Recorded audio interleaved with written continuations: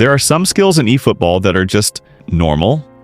You see them, you scroll past them, Bro, when does this game get you don't really care. good? But then there are the skills that make you look at a card and say, yeah, this guy is not free to play. And today we're talking about 3 of those skills that people love to flex but don't always understand: aerial fort, fortress, and long reach tackle.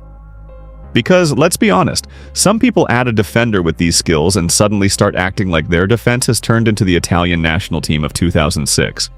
Meanwhile, the opponent is still scoring cutbacks like it's training mode. So the real question is, which of these skills actually works? Which one is situational? And which one is secretly carrying your entire defense without you even realizing it? Personally, I think long reach tackle is criminally beautiful when you have it on a defender. And before the end of this video, you'll understand exactly why. So don't skip. Let's start with the easiest one to understand: aerial fort. This skill is basically telling your defender, listen, inside this penalty box, you are not allowed to lose headers. That's literally its whole job. Aerial fort improves your player's ability in aerial duels when they are positioned inside their own penalty box.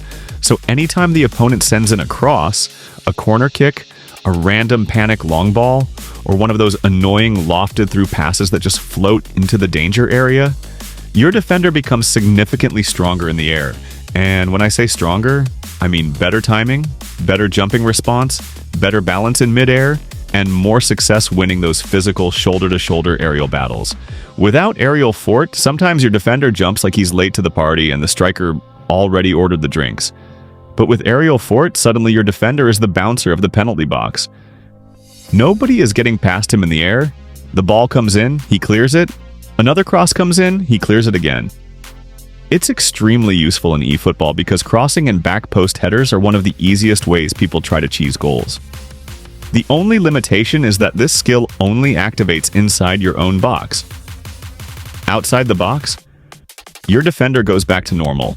But inside that penalty area, aerial fort is basically your anti-cross insurance policy. Now let's talk about fortress. And this one might hurt some feelings. Fortress sounds like one of the most powerful defensive skills in the entire game. The name alone sounds like your defender is about to transform into a medieval castle.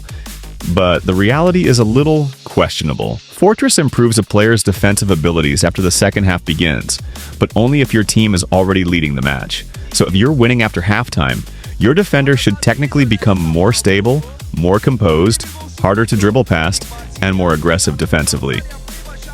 Sounds amazing, right? The problem is that in actual gameplay, you might not notice anything. And I'm being honest here. If you're playing against a trash opponent, your defenders might already feel like prime Maldini even without Fortress.